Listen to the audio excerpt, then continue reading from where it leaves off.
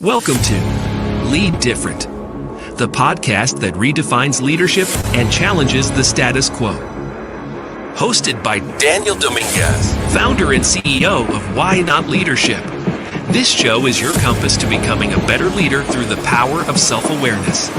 Good leaders foster teams that are engaged, empowered, and energized. Join us on this transformative journey as we equip you with the tools and insights to lead different. Get ready to challenge the ordinary and embrace self-aware leadership. This is Lead Different. Subscribe now. Discover a new era of leadership. Lead different, because great leaders change the world. Hello, everyone, and welcome to the Lead Different podcast. I am excited to introduce you to our guest today. She is an internationally recognized Catholic speaker, author, and ministry leader known for her warmth, authenticity, and deep spiritual insight. She was born and raised in Ireland. She brings a Celtic heart to her mission, blending ancient wisdom with practical tools for modern leadership. She has spoken at the Vatican and across the globe at Episcopal conferences, diocesan gatherings, parishes, and corporate events, offering a fresh, engaging perspective on leadership and faith. Julianne is the author of 5 different books, including the best-selling and award-winning Braving the Thin Places, Celtic Wisdom to Create a Space for Grace, and Start with Jesus, How Everyday Disciples Will Renew the Church, both published by Loyola Press. Julianne is a highly sought-after keynote speaker and a retreat leader known for inspiring talks on missionary discipleship, spiritual renewal, and grace-centered leadership. So without any further ado, let me welcome Julianne Stanz. Welcome, Julianne. Hello, Dan. Thanks for the warm welcome. It's good to be here. It's good to have you here. It has been a few weeks since we met, Julianne, or a couple of months, actually. We met in May of this year, and I got to hear you speak at a national conference with our Catholic Foundation CEOs, and I was inspired by your talk, and I was even more inspired by how warmly you greeted everyone and how much value you brought. When you're speaking at a conference, usually you're so busy getting ready to speak, but I was so busy because I had to follow you. I was so busy taking notes and really enjoying your talk, and we got a chance to meet afterward and connect. And I'm so glad to share you with the Why Not Leadership Lead Different audience today. How's your summer been? We haven't seen each other in a couple of months. It's been a good summer. I've had a couple of events, so that's always fun to kind of have weeks where it's quiet and then punctuated by some intense times in between. I'm actually getting ready to go out to Viterbo University for an evangelizing roundtable conversation. They're bringing together some heads of some apostolates and some experts in the field of leadership and evangelization to talk about how to translate faith in a little bit of a different context. Right. And so, lots of fun opportunities coming up, but it's always good to have the pace of a little less intense travel during the summer. Yeah. So have you had a chance to enjoy the summer with family and be home a little bit? Yeah, definitely. My brother actually came over from Ireland with his family, so that was wonderful. And we'll take some time to go up to our cabin in the north woods, as they call it here in Wisconsin. So that will be fun. And I had a birthday over the summer, so we had plenty of celebrations for that. And it's been really good. Yeah. That is fantastic. So what, as I was reading your introduction, I couldn't help but be impressed all the different places that you've been able to speak at and where you've made a difference. And I really enjoyed the talk that you gave to the Catholic Foundation CEOs, because you talked a lot about your book, Braving the Thin Places. For those that haven't read the book, you say a thin place is where God's grace is waiting to happen. Can you give us a quick definition of what a thin place is? I think you covered this in your keynote, but I think it'd be fun for our listeners and viewers to hear that.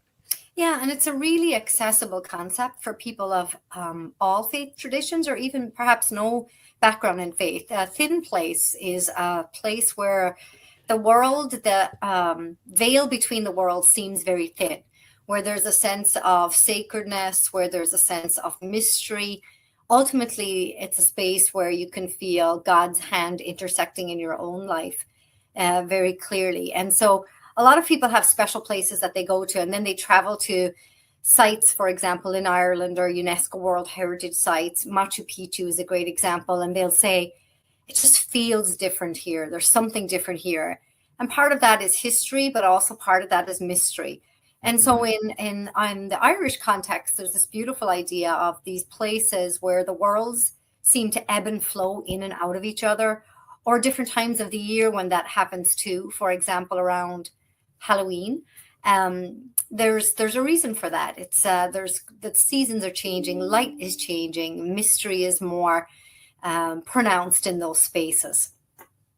I like what you say when you say that thin spaces are wild, messy places where God is at work, right? Yeah. I love that, only because I think our best work happens when we're in those messy places, right? There's a book, oh gosh, I can't remember the author, Life is Messy. You'll remember him. He talks about, how much learning there is when life is messy. And it's probably where God is preparing us for our best work.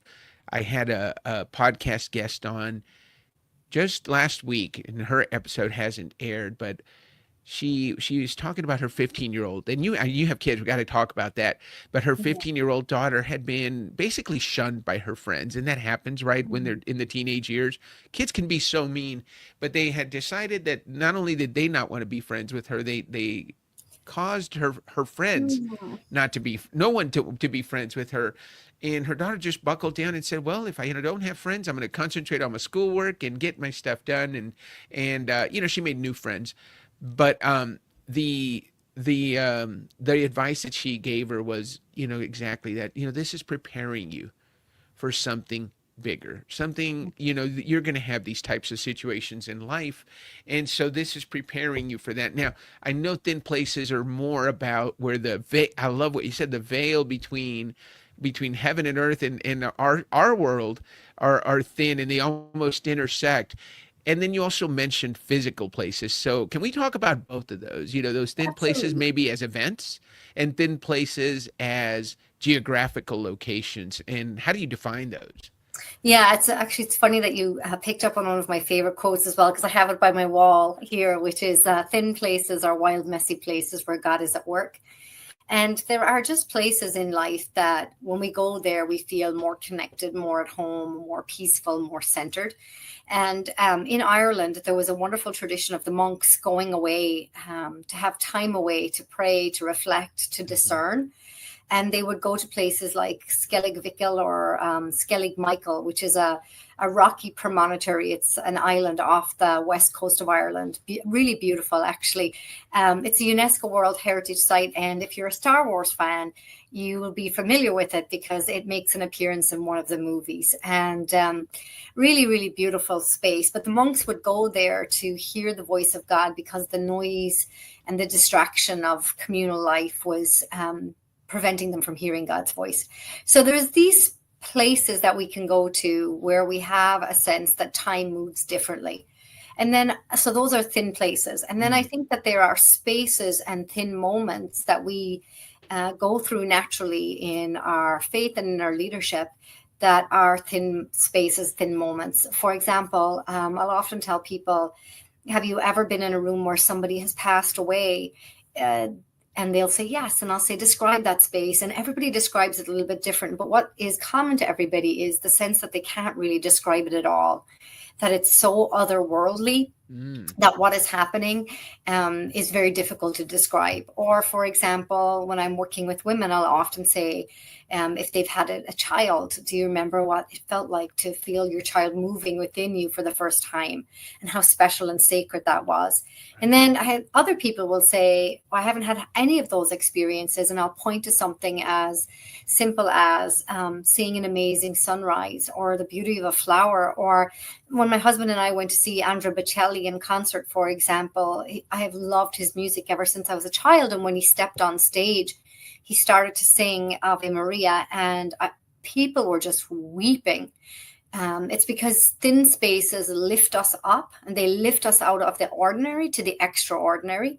And so these are really, really sacred spaces for us. And you can experience those at different points in your life. But I also think that a morning walk can provide a thin space, a conversation like this, where you really get what's underneath, not just dialoguing about what's on the surface, but really going deep with people can provide thin space moments. So when I introduce this concept to people, they're far more likely to say, oh, I've had a place like that, or I've experienced that, or I've had a moment like that in my life. And I think those are universal concepts that maybe people haven't thought about, but really bring unity and connectedness to us. I really like that. Thank you for sharing that definition and helping us kind of center where I really want to take the conversation. One thing I do want to do before we go on, Julianne, is you didn't start out as an internationally recognized Catholic speaker, author, and ministry leader, right? So tell us a little bit about your background. You know, where you grew up in Ireland. You're now in Wisconsin, in the U.S., and you do a lot of very interesting work.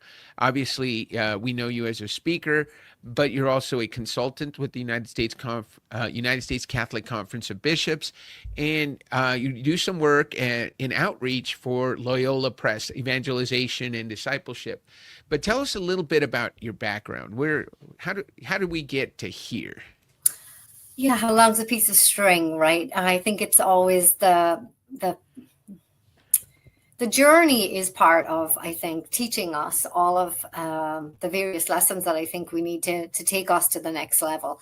But for me, I started off in Ireland, went to, had a big family in Ireland, lots of cousins, went to a little school in the village, went to college afterwards, specialized in theology and philosophy specifically. Was working on post-graduate work, was actually had entered into a doctoral program and decided to take a year out before I pursued that track to come over to the US and teach. So I actually came over to the US to teach and had a job in a Catholic school, and I had a job working in a parish at the time and did that for a few years. And part of parish work is that you do get to speak a lot. You get to you're greeting people on the phone, you have parent nights, you have classes for the students and things. So I was working on my speaking even then. And one fun fact, though, that might be interesting for your listeners to hear is when I was 16 growing up in Ireland, people recognized that I listened for story really carefully, and I was good at telling story. And so they entered me into a competition, and this is called recitation competitions. And I traveled all around Ireland, and I came second in Ireland, actually, reciting these little stories and poems. And the Irish word for storyteller is 𝘩𝘩𝘪, and the literal meaning of that is bearer of old lore. And I love this idea of that we're bearers of traditions and faith and leadership lessons. We're bearers of these old traditions. For me, I always saw myself as a storyteller in the best sense of the Gospels, being someone called to share and help people be uplifted in faith. And so came over to the US to do that. And then I remember when somebody first asked me to speak outside of the work that I was doing. It was for a group of men, Knights of Columbus, and they said, will you come and talk to our chapter about some of the best spiritual lessons that you think that they need to receive in order to be stronger family men, businessmen, all of that. So that started it. And then one chapter told another, and it just went from there. And so within a couple of years, I found myself becoming in demand to speak at various levels. And again, speaking on faith, but also leadership, other lessons too. But really kind of translating for people lessons around faith and how to take that into the everyday life. And for the last 15 years, I've been a consultant to the United States Conference of Catholic Bishops, and that was very much correlated to my previous role. I worked in diocesan ministry for almost 20 years, and so I became very, very comfortable speaking at different levels, local, more national, and then the international scene. And 3 years ago, I had the gift and the privilege of speaking with a team of people representing the United States at the Vatican, which was wonderful, just an incredible opportunity. But I would say that my bread and butter is in the work that I'm doing with Loyola Press, which is to uplift different ministries throughout the country, primarily Catholic school teachers, principals, directors of religious education, pastors, bishops. So a lot of my work is at the intersection of really helping people feel renewed and encouraged in their faith, and then also helping them be better leaders for the church in America and around the world. Lovely. Thank you. I think we all know you a lot better. And of course, a lot of stuff came up there that I want to ask you about. But let's start with this question. You mentioned faith, and you speak on faith and leadership. I gave a talk, gosh, it was a Global Warriors Conference, I think in September of last year. We're going back this year. And I chose faith and leadership. And so I know what I spoke about and what I chose to talk about, the importance of faith and leadership. I think faith-driven leaders are better leaders. That's my thought. I think it's a different way to lead, and it's not the secular way of leading. I think when you put people first and you are grounded in faith, I think your success is multiplied. Tell us about the connection you see between faith and leadership, and how do you interweave the two when you give your talks? What are the tenets? What are the Julianne's tips to integrating your faith into the leadership that you do? Yeah, that's a really great question. It's a deep one. You can go in a lot of different directions with that. When we think about faith-driven leadership, for example, we have to look, for example, at who we're following and who is leading us, because the first person that we lead is ourselves, and we need to have integrity and coherence around that. And so looking at Jesus Christ and how he treated people, how he walked to people as the greatest leader and teacher that the world has ever known, but also as our savior, right? Mm-hmm. I think that for me, it always starts with the person of Jesus, what he did and what he's asking us to do. And one of the things that I talk about in my book, Start With Jesus, is that for young people today, especially, they need to feel an authenticity from you and a coherence around what you say, what you do, and how you live. Especially because they're receiving so many messages today. I think we all are receiving messages today of look how shiny and beautiful and amazing my life is. And then we find out that there's a lot of brokenness. And I think there's nothing wrong with that. I think leadership is at the intersection of calling people to a greater good, greater service for the world. And so for me, when I'm preparing to form leaders, and I was just with a group actually at Notre Dame University of young leaders about 2 weeks ago. And we were talking about what we were attached to in terms of the world. And two things came up with these young leaders. And I think it's important for your listeners to hear this. The first thing that came up was a fear of failure. And you would expect that from young leaders. They're afraid of failing. They want to do the right thing. And then the second thing that came up very, very strong for this group was shame. Feeling shame and guilt around that they should be doing more, they should be more, their home should look better, they should have a home if they didn't have one, all of these messages that the world was sending them. And they were really struggling with that. So when I'm preparing to walk with leaders and I'm preparing to go out and speak with leaders or speak to leaders, I listen very carefully within the organization for where their leaders are at. What are they looking for? I never want to just be able to give a canned talk. I want to be able to lean in to some principles that I think they would be receptive of, depending on what state they are in their journey. So for these leaders, they were very, very young. And so I took them on a journey to brave their leadership. And two questions came up for that group is, what witness or what kind of leadership is being called forth from me as a young leader? And then what is preventing me from leading as God would want me to lead? And when we got underneath those questions, there were some wounds that they were struggling with. Fear. Some of them were in organizations where they had seen leadership that wasn't lived the way it should have been. They were wounded by what they saw. And so we had to do we had to have some conversation and prayer around that. And that pain that is not transformed is often transferred. And that's very, very true in faith, but especially true in leadership. So wounded leaders will go on to wound others, but healed leaders, and aware leaders will go on to raise up a generation of aware, connected, and healed leaders. And I think that's what we're looking for today, is that sensitivity to bringing people together. So you brought up something that I absolutely want to follow up on, and that's self-awareness. So you talked about, and what is it? Because I've heard the saying, hurt people, Hurt right? others. Yeah. Yeah, they hurt people, hurt others, but you attached a phrase to it from pain leaders. that is not transformed is transferred. And so Yeah. wounded leaders will go on to wound others. And that was very, very clear, Dan, in the conversation with these young people. I can imagine. And so you've got, and I think, when I talk about the work we do at Why Not Leadership, when we work with leaders, we literally start with self-awareness. And it takes sometimes months, when we're talking to a CEO or a founder, to really get into, okay, where did that come from, right? And we start, as you experience, the YOS discovery, which gives us a look at, okay, how is it that you're motivated? What is it that drives you to do what you do? But then let's tell that story that gets to what leads to this being so important for you. So I know that listeners and the viewers want to hear your YOS, and I was so intrigued by your results, and I wanted to know them because I'd heard you speak and I knew of your background. But just to catch everybody up, Julianne's why is to find a better way and share it with others. Her how is simplify. So how she finds better ways is by making things simple and easy to understand.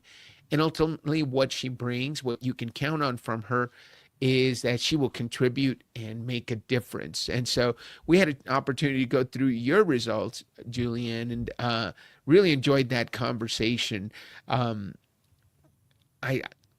I wanted to get your thoughts on your operating system real quick. How does it fit? Looking for a better way, making things simple, and then contributing and making a difference. Yeah, it was a really great conversation, and it definitely was in alignment with where my journey has been in leadership. So it's funny because when we talked about this, we talked about the why and the what and the how. And it's so funny, Dan, because I know you haven't read this book, Start With Jesus, but I wrote that book to help leaders not focus always on the what and the how, but to get to their why, and even more deeply to get to their who. And so it's called Start With Jesus because I'm trying to help leaders connect to the who, their person, and how that shows up in their journey. And so that made me actually smile a lot when we were having conversation, because I often say for leaders, they focus very much on the what and the how, but the why and the who are tremendously important. And then faith-based leaders, that's particularly important, because if that is not integrated, you start to see disintegration break down. And so for me, I was thinking about this after our conversation too, is I grew up in a home with an Irish mother and an English father. I came over to the US in my 20s, and so I straddled two cultures. And I think good leadership often is about listening for culture and listening for how that impacts people. And so being bicodal and bicultural, you're always translating concepts. And for me, particularly in the world of faith, I'm often taking complex thoughts, thoughts that might seem more ancient, and revivifying them or shedding a light on them so that somebody else can connect to them in a new way. And so this was very interesting that you were able to link for me my why and why I do the things that I do, in order to be able to simplify so that others can share, so that the message continues to resonate and gets passed on. And it was very much in alignment with who I am and what drives me in terms of how I work with leaders from all different places and all different walks of life. So I very much enjoyed our conversation on that. Well, thank you for indulging me and sharing with our listeners how you're wired for success and what you do. And we can talk a lot more on that. One of the things I like to help leaders do is create their God-given personal brand statement based on their why, their how, and what. But I want to touch more on faith and leadership. When I talked at that Global Warriors Conference, we talked about the 4 cardinal virtues, right? And I wanted to just get your thoughts, because you've mentioned, I think the greatest leader of all time, Jesus Christ, and how he led. And you've mentioned it even now in the last few comments, how as a leader, you've got to listen. And I heard recently, and this is a fun quote, it said, a lot of the challenges we have in our faith is because we spend so much time telling God what we want instead of listening to what he wants for us. And I think the same applies to leadership, right? And if we're going to use the four cardinal virtues of prudence, justice, fortitude, and temperance, that can allow us, obviously, prudence in making good decisions, justice in treating others fairly, fortitude, and so that when we face adversity, we're ready for it, and temperance, and of course, maintaining balance. All of those, I think, lead themselves to us being able to listen for culture, for code, and for what people want, because often the answer isn't in our head and in providing a solution. It's in listening and helping our teams implement those solutions. So what are some faith lessons that that you take that when you're talking to leaders that you say, hey, there's a lesson there that we can implement? Yeah, what's your favorite? This is a great question. I was thinking about a couple of different things. Actually, I was thinking about a listening exercise that I do to help leaders, faith-based leaders particularly, listen not for just what's happening around them, but to try and listen to the voice of God and the Holy Spirit. Yeah. Because there are three kinds of listening. You're listening to what's immediate, you're listening to what's proximate, but then you're also listening to the deeper leanings in the heart. And good leaders are able to do that. But there's a great story about that just popped into my head as you asked that question. And it's a story from St. Francis of Assisi. Again, one of the greatest leaders and saints that the world has ever known. And he was with a friend, and they were in a piazza in Italy. So they were in a market square, if you can picture this. And it was very, very noisy, and it was loud, and there were children, and there were animals, and there were people hawking their wares from different tables, vegetables, fruit, flowers, all of what you would expect. And St. Francis turned to his companion and he said, "Can you hear the sound of the cricket? How beautiful is the sound of the cricket?" And his friend was completely puzzled because there was just carts rattling by and people shouting, and said, I can't hear that sound. And St. Francis said, if you listen, though, you will hear it. And his friend still couldn't. And then St. Francis said, "I'm going to teach you a lesson." And he took his friend down this little alleyway. And there was a window box just right around the corner from the square. And he said to his friend, "Listen and lean in to that window box, and you'll hear the sound of the cricket." And his friend did. There was a cricket that was chirping in there. And his friend said, "How could you hear that sound with all the other noise that's happening around us?" And St. Francis said, "Watch." And he walked out into the square, and he took a handful of coins from his pocket, and he threw them in the air, and they made that sound, ping, ping, ping, ping, ping, right, on the cobblestones. And people stopped. And they were like, "Is that the sound? Is that money?" And he did it again. And then everybody started running. The children were diving for those coins. The people were diving down for those coins. And St. Francis said to his friend, "People will listen for what they want to find. I am listening for the voice of God in the still, small cricket. This group are listening for money." And it's a great lesson for leaders in terms of what do we listen to, how do we listen, and how do we pay attention to the small noises that God is whispering to us, like Elijah on the mountain. God did not come in the earthquake. He did not come in the mighty wind, but he came in the still, small voice. And so I'll often share that story with leaders to help them tune into what they need to listen to, and to tune out, which is an important part of listening too, tune out certain things. So it's one of my favorite stories to share. That is a great story, and there are so many versions of that in leadership, right? We talk about what, the reticular activating system, basically, right? Yes. I'm seeing you wearing a red top today. And so, I may not notice, but today I will be looking for red tops, and they'll catch my attention because it'll be in my reticular activating system. Yep. And that has a lot to do with what we look for is what we find, right? Yeah. And so, listening becomes so important. You brought up St. Francis. He's the author of one of my favorite quotes, which says, "Preach the gospel always, and when necessary, use words."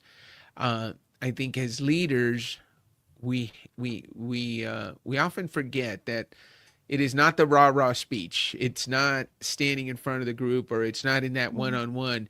It's what people see us doing and how we lead. You know, we had the situation last week with the CEO of a multi-billion-dollar software company that was caught with his HR director in public, right? And I saw a great quote on it that, you know, because it showed three pictures: a picture of them really enjoying themselves, and then a picture of them when they were caught. And it was such a change in their expressions, right? It was in the caption was enjoying sin, recognizing sin, and then the aftermath that came from that. So again, just thank you for bringing up St. Francis. I love that quote. I wanted to make I love talking about the fact that leadership is not just what you do, it's not just what you say, it's how people see you. You lead with your actions a whole lot. So now you talked earlier, you began in the US as a teacher at a Catholic school. How did you come to the decision to leave your homeland and come to the United States to be a teacher? Yeah, you know, it's a great story. I really enjoyed studying, so I love to learn, and I think I have it. And I think that's something that good leadership should engender, which is a curiosity for learning and also for people's lives. For me, that manifests in story. Like, I love to listen to how God is moving in people's lives, what He's doing, and what they're being called to. And for me, in learning and studying, I completed a number of programs at a particular university in Ireland that I loved. I was on this track to really go into academia, which I thought was my life's purpose, was to teach and to be in the academic world, because I just love books and learning. And coming over to the US was a difficult decision, but I had a professor who recognized in me as a young person that I had some gifts, and took the time to talk with me about what he saw, which I think is one of the greatest gifts that we can give as leaders, is to notice and to be sensitive to how the promptings of the Holy Spirit are showing up in someone's life. To say, I notice that you're kind, you're compassionate. I notice that you are a great executor. And so he took me aside and talked with me about some things that he saw. And he advised me to take a year out from my studies to really go and see and experience the world. At the time, like I said, I was from a very small village. I really hadn't traveled a whole lot. He said, just go down to the notice board, because this was a teacher training college, and there's jobs from all over the world. Just apply for a bunch of them. And I did. And I had a few different phone calls for different places, a place in France, Australia, and got a phone call from a priest in northern Wisconsin who was looking for a teacher and a director of religious education. And he was the first one that offered me the job, and I just said yes. And I think for me, that's been a hallmark of my leadership. Is I made a promise a long time ago, when I was 16, actually, in Ireland, when I felt a particular call from God, that if I felt that He was calling me, that I would say yes to Him. And so that yes just led from one thing to another to another. And my mother and father were very, very sad when I left home, and always wanted me to come back. And the school where I had studied and the college where I studied both offered me positions after that 1 year, but something kept me in the US. And I think it was the generosity of the people here, the goodness of the people, the opportunity to do things differently. And then ultimately it led me to Loyola Press, which has been just a revelation, because it has been such a healthy culture from a leadership perspective to be in. There's an expectation that there's growth, there's mentoring that happens, there's ample provision for thinking and stretching and growing and healthy challenge. There's affirmation. It's probably the healthiest culture I've ever encountered that I have worked with. And it's been such a joy to be a part of that. So I feel like it's come full circle for me, because part of the mission of Loyola Press is to support schools and parishes. And that's part of my new role, is to outreach and to find new leaders, new pathways, new ways of thinking about leadership. Listen for new voices, because we publish so many wonderful books. And so it's been a gift to me to be able to give back in this way through the mission of Loyola Press, which is associated with St. Ignatius of Loyola, the Society of Jesus. And in fact, one of the most wonderful things was to realize that Loyola Press was the first publisher of Pope Francis's first children's book. So the first time a pope ever published a children's book, it was published by Loyola Press, and it's been a wonderful journey so far. So I really enjoyed this transition from beginning to middle to end. I just can't wait to see what the next years are going to unfold. Well, we're gonna definitely follow. You know, we mentioned someone we both know in common, 𝘠𝘩𝘪𝘀, who wrote one of our authors. One of my favorite leadership books, Heroic Leadership. Yes. And you know, I always look through it. I always keep it handy. We talk about the 4 pillars of Jesuit leadership and how to apply them to work. And so I won't give away the 𝘠𝘩𝘪𝘀 interview, but what are you working on right now? What book are you helping put out there? Is there something that our readers need to be prepared for, or maybe pre-order and get ready for? I know we want everybody to go out and get Braving the Thin Places by you, because it's a great book, and it's what your keynote was based on. But tell us a little bit more about what you're working on right now. Yeah, so Braving the Thin Places is I mean, all of your books are special when you write them, but that's probably my favorite one. It's the one that has most helped people to grow. Especially if anybody's gone through some suffering or grief. So I want to make a mention of that, because I'm becoming more aware of how difficult it is for sensitive people in the culture that we live in, which is really contentious right now. And so Braving really provides a space to stretch and grow. You mentioned 𝘠𝘠𝘪𝘀, so I want to tell you that 𝘠𝘠𝘪𝘀's workbook on heroic leadership is something that I've been using a lot, and I enjoy it. And so if you are listening to this as a young leader or even a seasoned leader, it's a great way to apply what you've heard in that book, is to take the workbook and really work through it. I'm going to give a big promo to this one, though, because we in the history of the world, what a unique moment to have a Chicago-born Pope.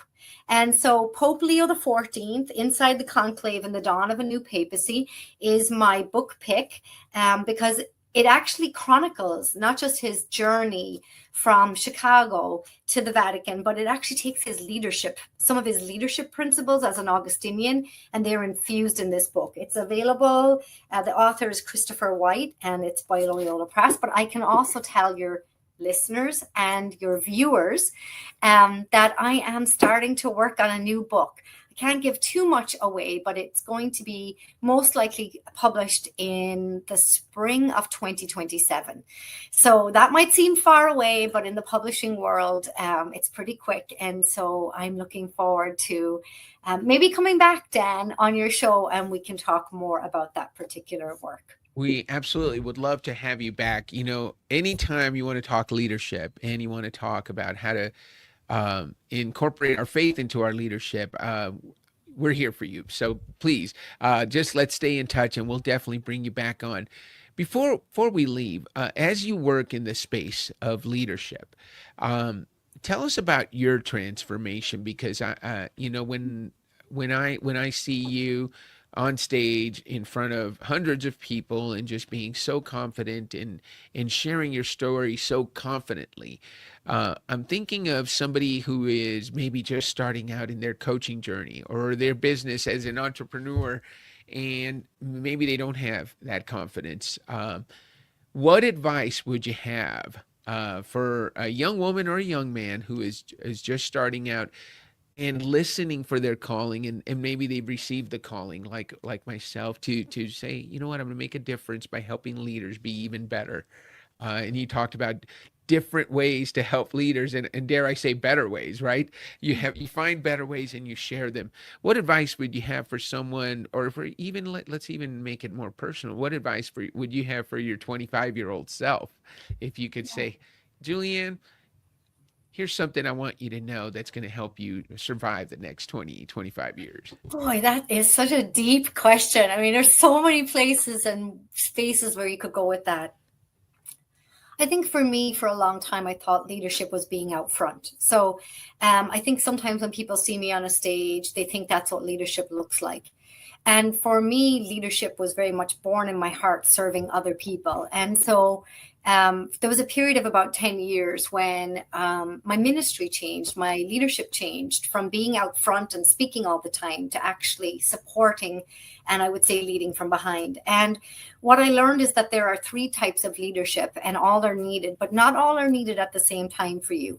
The first type of leadership does require you sometimes to go out ahead and to say to people, hang on, I see something here that's coming. I need to check it out. I need to investigate. I need to integrate so that I can bring it back and we can talk about it. So there is that kind of prophetic leadership, if you will, that walks ahead of others to pave new paths. And then there's another style of leadership, which is just walking with people in the midst of wherever they find themselves and coaching them up in the midst of walking with them. And I love this image of leadership because it very much defined, for example, the style of Pope Francis, what he would have called the art of accompaniment. And I think good leaders accompany others, walk with them, especially into places where maybe they're afraid. And then there's another style of leadership that comes from behind, and it stretches people because it pushes. It says, you know, we need to move, we need to go, here's where we go, and kind of push. And all of those styles of leadership are valuable and important and have their place. I would have told my 25-year-old self that as much as it can be tempting to want to lead from the front, that the most valuable kind of leadership can be just walking with people and noticing and leaning into moments, Dan, for example, the opportunity to talk with you, to listen to your podcast, to draw insights from other leaders and to then integrate those to be the kind of leader, not just that you want to be, but that God is calling you to be. Really good. Really good. Thank you so much. I think that's very helpful. I can see us getting a lot. And thank you for the 3 types of leadership. You know, I remember being a national sales director at a Fortune 100 company, and when we'd have our national sales meeting, you get the opportunity to be on stage and give that rah speech. But that was 15 minutes out of an entire year, 15 to 20 minutes out of an entire year, where you're in front of all the troops and your job is to fire them up. But the real work, as you know, happens in the other 364 days and 23 hours and 45 minutes leading up to that time. There's a lot of work that happens, both in leadership and the conversations that you have with your leaders who are leading the team that are making the things happen. A lot of what you've talked about today is that collaborative, what I like to think of as collaborative leadership, where you're not just, dictating and saying, hey, you go do this, you go do that, because sometimes that's necessary, but it's more about bringing people in and building them up and helping them lead. I think great leaders build great leaders, just like you said. When we don't take care of the wounds that we have, we don't build. We tend to wound others. I think the same goes when we're willing to build other leaders, our leadership gets better. What's a great leader in that you've worked with personally that you say, that is someone I want to emulate, and then you have emulated, and what was the best quality they had? Yeah, I'm thinking about this right now because there are 2 leaders who come to mind, and I work with both. There's John, who is, he is my direct supervisor actually at Loyola Press. And then there's our president, Joellen Cicciarelli, and both are incredible leaders for very different reasons. what I've learned from Joellen, and she is a Titan 100 leader. So she is, she has just got some incredible accolades around her leadership, and they're well deserved. What I've learned from her is her tenacity and her persistence. And so she's always thinking, and how can we innovate around this? She's not afraid to look at things differently and innovate. And so from her, I've learned that while success can be a great teacher, failure is also a great teacher. And so how do we learn from those experiences to become great? And she has 5 questions that you on her wall. And one of the things that she will often say is this right? Does this feel right for us? Does this feel right for the mission? And I think that's a tremendously important question to ask, because in faith-based leadership, ethics and morality are really, really important. Right. And so she often sits in that space really thinking about those things. John, who is my direct supervisor, his name is John Christensen, is an incredibly empathetic leader and incredibly sensitive.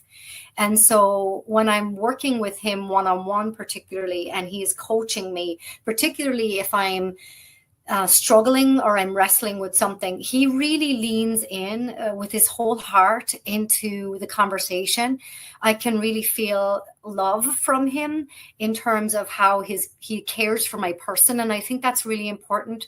As leaders, we don't just care about people because they can be productive and do good things, right, but that we're human beings that they care for. And so in 2 different ways, these 2 leaders have come alongside me and really provided a space for me to grow and learn from them. But they're also incredibly generous in terms of sharing. And good leadership is generative. It bears fruit. It continues because it raises up other leaders. And I've just been so thankful recently for the gifts of both of these leaders standing shoulder to shoulder with me. That is a really good answer, and I'm sure the folks at Loyola Press are going to be very happy to hear that. Both your direct supervisor and Joelle, and your president at Loyola Press. Let's ask. I have one more question for you. Sure. I probably know the answer, but I want you to tell me, and you may surprise me, but. Our company's name is Why Not Leadership. This is the Lead Different podcast. One of the questions I like asking is, tell me a time in your life when you said, why not to something, and you're so glad you did. It turned out so well, because we believe that, in life, we don't regret. At the end of our life, we won't regret the things we did. We regret the things we didn't do. So think of a why not moment, a moment when you said, why not? Let's go for it. And you're so glad you did, because it's turned out so well for you. Yeah. I'm thinking of a specific moment. I think it was in 2018. I received a call from somebody at the United States Conference of Catholic Bishops who said, we are looking for an MC, a co-MC actually. We're going to partner a laywoman with one of our bishops, and we would like you to MC a 4 or 5 day event in Orlando.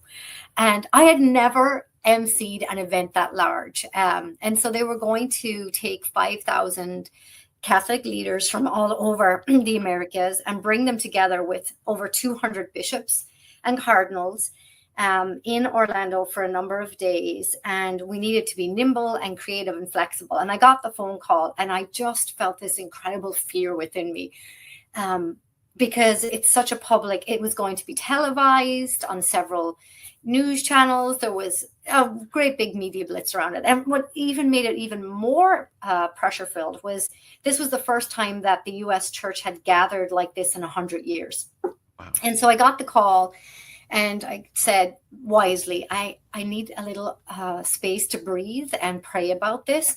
And I drove home, and I literally said, why not? Why not me, Lord? You know what? I'm going to just try it. I'll do it. I'll prepare as best I can, and the rest is going to be up to you. And so I literally drove home going, why not? Why not try this? Why not do this? And I'm so glad that I was a part of this event, because the event was amazing. And that was just because there was so many wonderful people and leaders that were there. But there were 2 young women who were in the audience, and they came up to me and they said, We are so inspired by you. There was a couple of things that you said that really uplifted us, and we're just starting out in ministry. Can we stay friends and can we stay connected? And I look at those two women now, and they are growing in their leadership, and they have children and they have families, and I'm so proud of them. And I think about the connecting point of seeing, a leader up there and saying, if she can do it, why can't I do it? And so I just had this incredible sense that God had called me to that moment. But it was only after the reflections back from these young women where I realized how impactful it was for them to see a woman in that space in leadership. And so I was grateful that I said, why not? Why not, Lord? That is an incredible why not moment. That's one for the archives for sure. And yeah, because look at the opportunities it has opened up for you. And it's so great that you were able to hear the feedback from those two young women, because so often we make a difference for someone and sometimes don't hear about it, right? Yeah. I'm giving a keynote in a couple of weeks, actually next Monday, on why not. On saying why not, and all the times that we can say, why not me? Why not now? Right. And so you said, why not me? And why not now? Why not take a chance? Why not prepare? And I think it's a great attitude to have to, you'll do the best you can to prepare. But once you get there, what's going to happen is going to happen. And you can just, all you can do is do the best you can in terms of being prepared. So I love that, Dan. And you just echoed back to me, there's a piece in scripture that says, if not now, then when? If not me, then who? And that scripture actually floated through my brain. And I think you paraphrased it really beautifully there. Well, thank you so much. Thank you so much for being on the show. I'm going to remind our viewers and our listeners, don't forget to subscribe, hit the thumbs up button, give us a like. Share your comments. If you learned something from Julianne today, please send us a comment. I know that she is very available. Where can people find you, Julianne? If somebody was interested in bringing you in as a speaker, or just to want to touch base with you or read your books, what's the best place to find you? You can find me at Loyola Press, and you can also find me at juliannestanz.com. And and on social media. I mean, it's amazing the amount of people that find me through social media as well. So anywhere that you can find those social media platforms, my website, juliannestanz.com, but primarily at Loyola Press. And my email is julianne.stanz@loyolapress.com, which is where we connect with a lot of leaders to provide opportunities in particularly schools, dioceses, and parishes. Perfect. Thank you so much for being on the show, Julianne. What do you say we end the show on that note? Why not? Thank you for sharing your story. Thank you for being so generous with your time today. We have really enjoyed learning from you. We look forward to having you back when you have your new book. We definitely want to hear about it. So thank you, everyone, for listening to the Lead Different podcast. Stay sharp. Stay healthy, get out there and lead different today. And we look forward to seeing you next week. Have a great day, Julianne. God bless. Bye-bye. This is Lead Different. Subscribe now. Discover a new era of leadership. Lead different, because great leaders change the world.